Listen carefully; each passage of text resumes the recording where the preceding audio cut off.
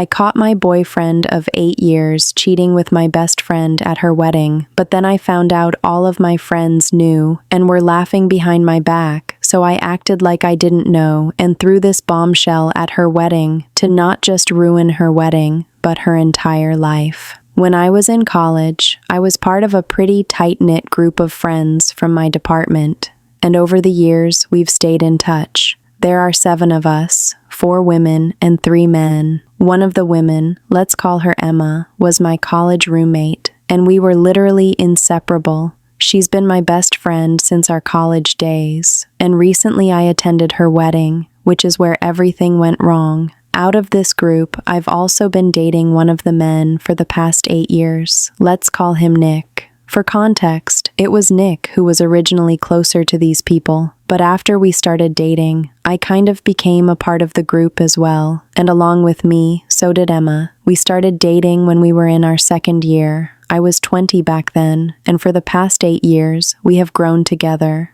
We've had a few rough patches, but we've always managed to make it through. And for the past year, I've been talking to him about getting married, but he's been telling me that he isn't ready yet. I find it really bizarre because both of us are pretty sorted on the work front, and we have even been living together for the past 4 years, so I really don't understand why it's such a big deal to get married. I value my professional life, but I also want to get married and start a family, and Nick and I have been bickering a lot over that in the past few months.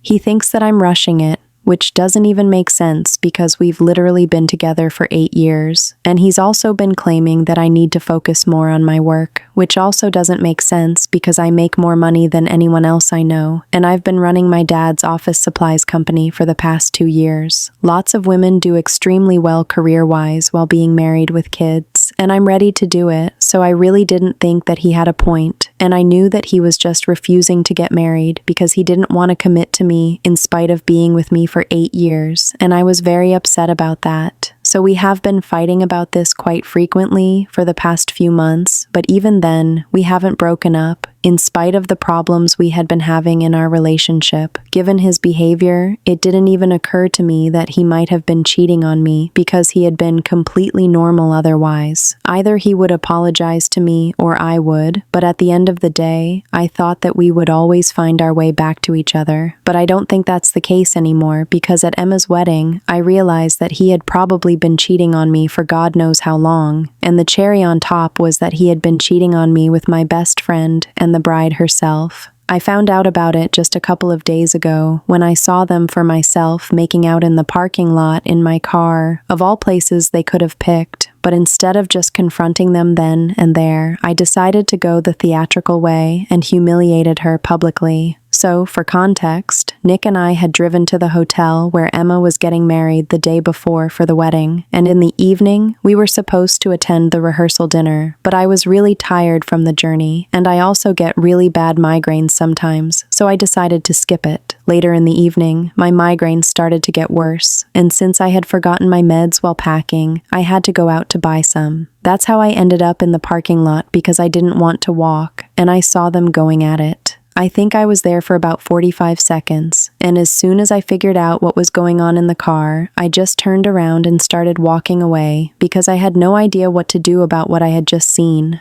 I don't think they spotted me because they were too busy with each other, and I got lucky. By then, the rehearsal dinner was already over, so I decided to go to one of my friends' rooms so I could at least talk to them about what I had just seen, hoping that maybe they would be able to comfort me, and I would find the courage to confront Emma and Nick when they finally came back. But instead, when I made my way to my friend's room, I heard a bunch of voices from the inside and realized that our group was sitting inside. Anyway, coincidentally, they were already talking about Nick and Emma. Not only were they talking about them, they were all actually laughing behind my back about how clueless I was about all of this. So they had known. They had known all along and had been covering up for the two of them. The only other woman in the group, my friend Kayla, made some joke about how they were going to get caught one of these days because of all the sneaking around that they had been doing, even during the wedding prep. Apparently, they had even hooked up when I had gone home early at the engagement party. All of them found this very fun to talk about, and I was horrified at how casually they were discussing everything, as if my feelings did not matter to them at all. so I just walked away from the door, and luckily, they hadn't even noticed me lurking either, probably because they had all had a little too much to drink. I think that day was pretty much the worst one of my life. But even then, after I went back to my room and cried for about 15 minutes, I decided not to let anything show because I had already started formulating my plan. I knew that I was going to teach these people a lesson of a lifetime. So when Nick finally came back to the room, I pretended like everything was normal, and we went to sleep without any discussion. The next day, the day of the wedding, I greeted everybody normally, and everything was going fine until I decided to stand up right before the ceremony was supposed to start, and in front of all the guests, I said that I wanted to make a speech in my friend's honor.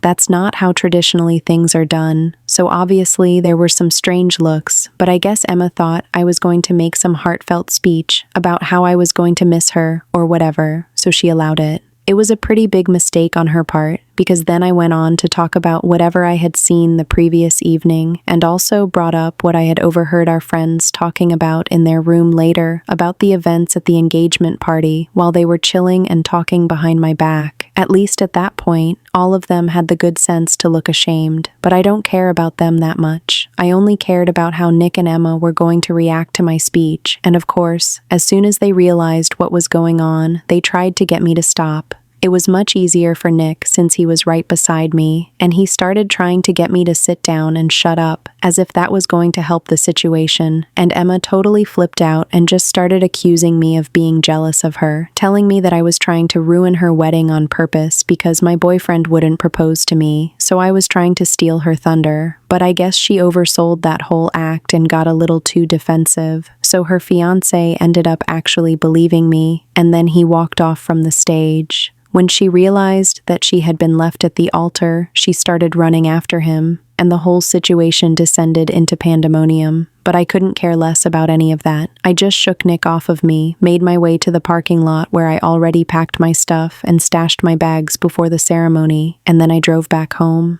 3 days have passed since then, and for the first 2 days, I didn't hear from anyone. But yesterday, Nick told me that he and Emma had been wrong, but what I had done was just downright psychotic, because, apparently, I didn't just ruin the wedding, but I also destroyed her life. Now her parents don't want anything to do with her, and her fiancé has already dumped her, so she's just broken and homeless because apparently, she had been counting on this wedding to help her out financially, if you catch my drift. For a less subtle explanation, let me just say that she's a total gold digger, and this wedding had been a total sham right from the beginning. She and her fiancé didn't meet through their parents earlier this year like they had been telling everyone, but actually met each other on a dating app. Her fiancé is 6 whole years older than her, and had an ultimatum from his parents that he could either get married and settle down, or continue fooling around with a new woman every week. In that way, he could count on getting himself disinherited by his parents, and everything would go to his brother instead. So, for that reason, he was willing to find somebody, but in reality, he had no interest in getting married. So far, he had been looking for somebody who would be okay with the idea of an open marriage, but had been unlucky. That was until he met Emma on the dating app, and she figured out a way that this could work for both of them. She wasn't too keen on the idea of getting married either, but she had been unemployed for about a year and had her hand at a bunch of stuff, but she just couldn't find anything to keep herself interested for more than 2 to 3 months. All she really wanted was to marry someone rich and be done with it.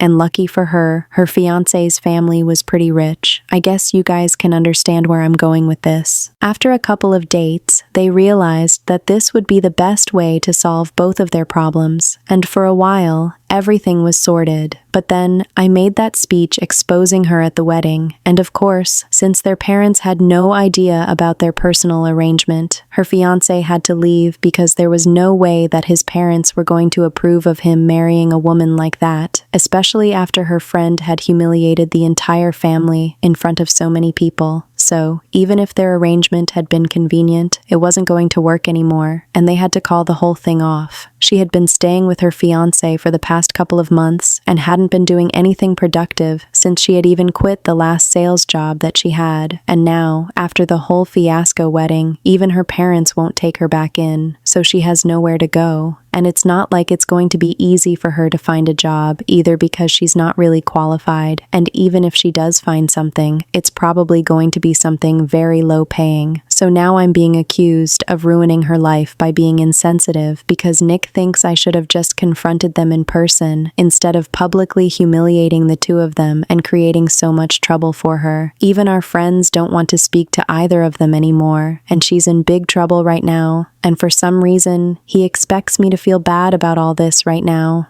Anyway, I don't particularly feel bad for Emma, and neither do I think that her life has been destroyed. All she has to do is just find a job and stick to it and do something for herself instead of relying on other people. I don't think it's a bad thing. If anything, I've probably done her a favor, but whatever. What I do feel kind of iffy about is humiliating both families publicly, because I'm sure that the kind of speech that I made did not reflect too well on either of them, and I've met Emma's parents, and they're really nice people, so that's the only part of whatever Nick told me that really stuck with me, and I feel kind of bad about that part. I feel like I could have just done away with the whole public humiliation thing and confronted them privately, broken up with Nick, and let all of this go in a healthy way. But now I've created all this drama, and I feel weird about it. So, Ida, for publicly humiliating my best friend and her family at her wedding because she and my boyfriend had been hooking up with each other.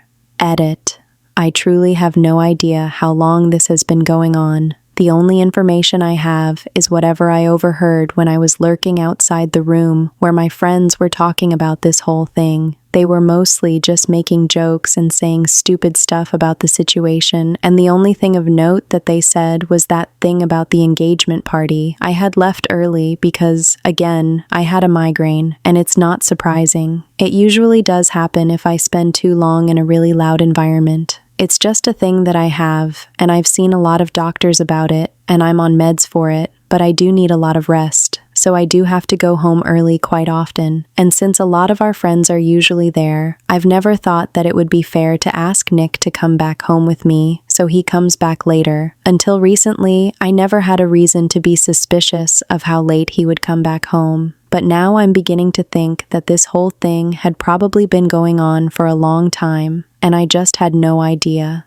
It's fine though. It's over now, and they can keep hooking up to their heart's content. Although, I don't think that Nick is the kind of man that Emma would genuinely want to spend the rest of her life with, because, for starters, he's not even as rich as she wants her men to be, and if they end up together, he's definitely going to expect her to work because he's not fine with being the primary breadwinner, since that's a lot of pressure for him. His words, not mine. And I used to think that it was quite an admirable quality, but I don't think Emma will feel the same way. And then I don't think Nick is going to be able to tolerate her because she's a much bigger drama queen than me. Anyway, that's their problem now. Update 1. Hi. It's been 2 days since I posted, and I haven't replied to Nick's message about whatever happened with Emma. I'm not sorry. I don't have to feel bad about anything because I was upset about something. I reacted in a harsh way, and that's it. If that reflects badly on other people, that's hardly my problem. It must have hurt her parents, but honestly, I can't say that I'm too sorry about that because even though they were good people, Emma was obviously not a good person, and she totally deserved what I did. And I'm not in the mood to apologize to anyone, not even her parents, so I'm staying out of it for now. I did text Nick back though, but that was only to tell him that he needs to come by soon and collect all his things, so he can get the heck out of here. Obviously, now that we are no longer together, I don't want him staying in my house anymore. And I really couldn't stand the sight of all his things just lying about, so I gathered all of it, packed it into some boxes, and I have kept it aside, so when he does come by, he can just grab those boxes and get out, and we don't end up wasting any time. He is the only person I haven't blocked yet, because I need to know when he's going to come by.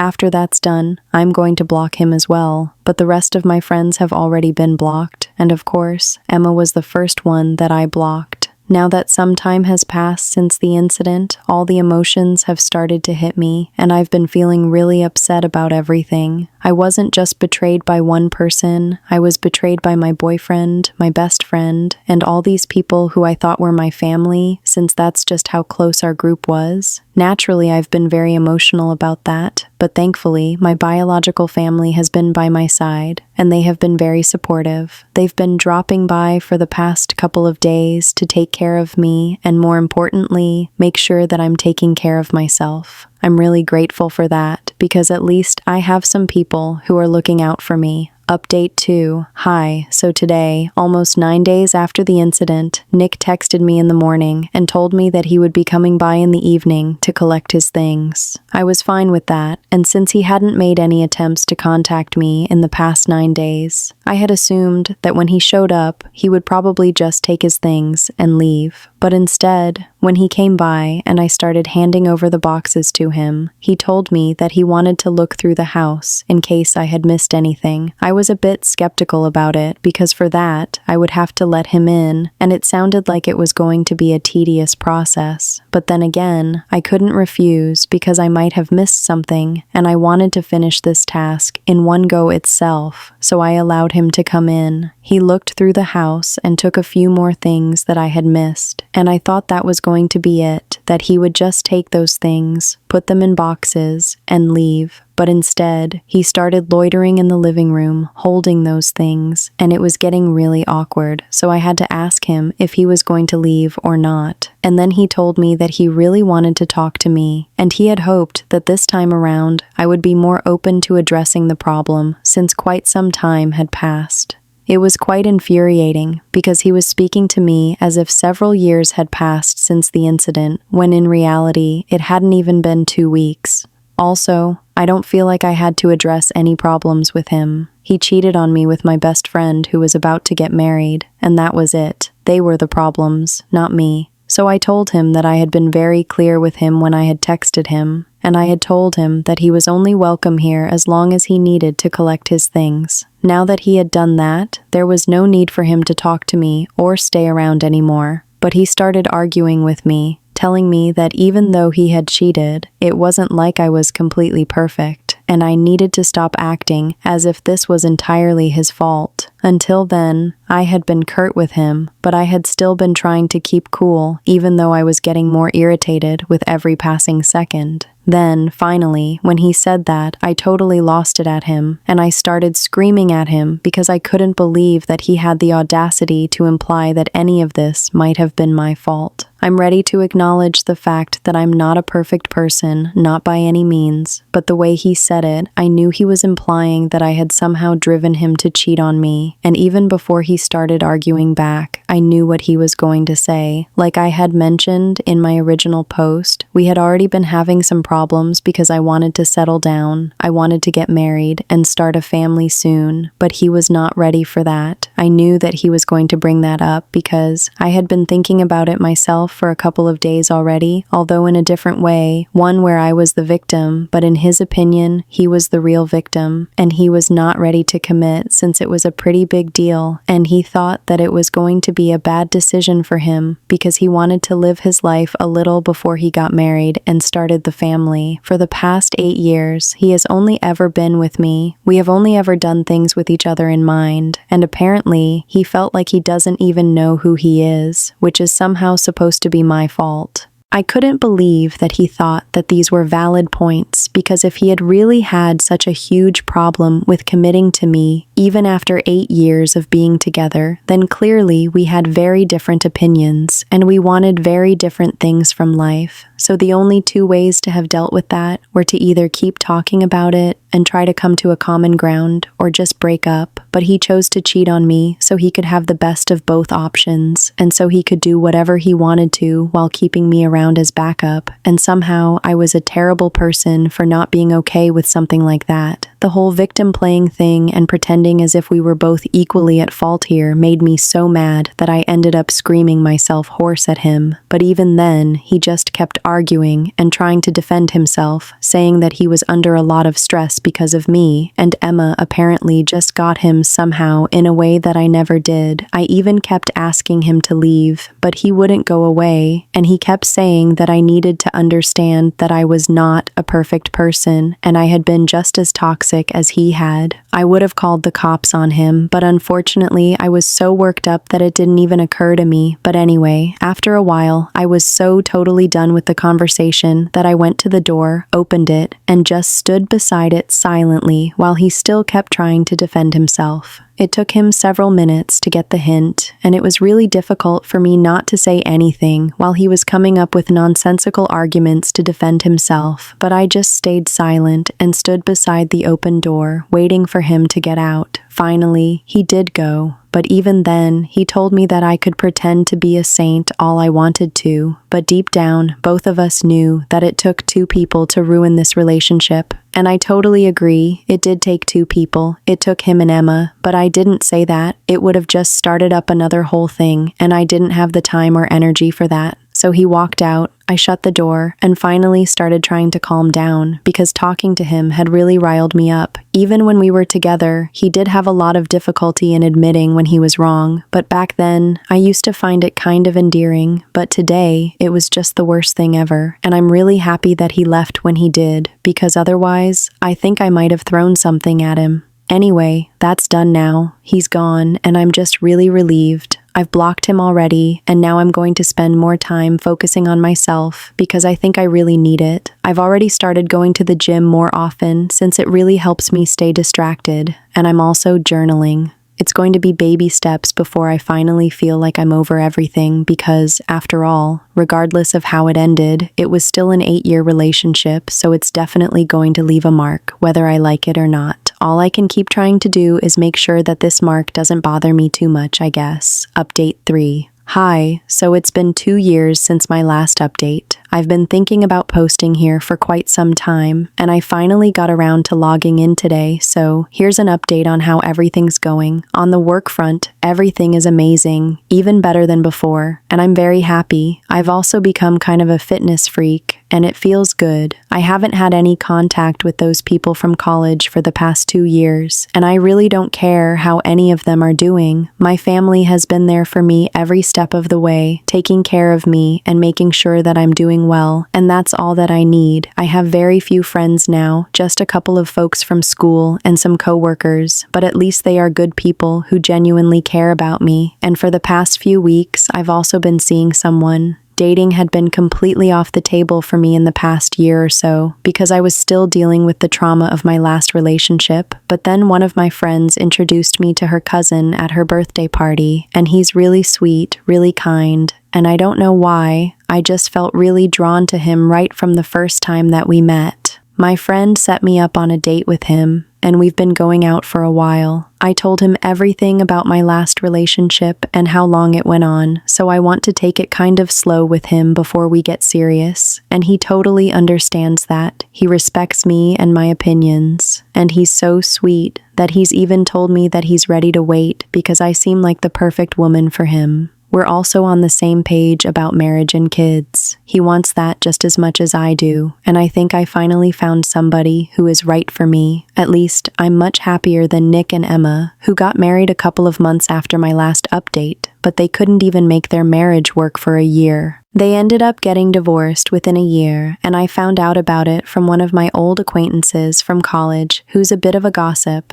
I can't say that I feel bad for them at all, since that would be a total and blatant lie, but I do hope that this serves as a good lesson to them, and they don't end up screwing over other people in the future as they did to me, although they are pretty horrible. So they might. Anyway, that being said, I feel like I'm truly over whatever happened, and yeah, I'm happy.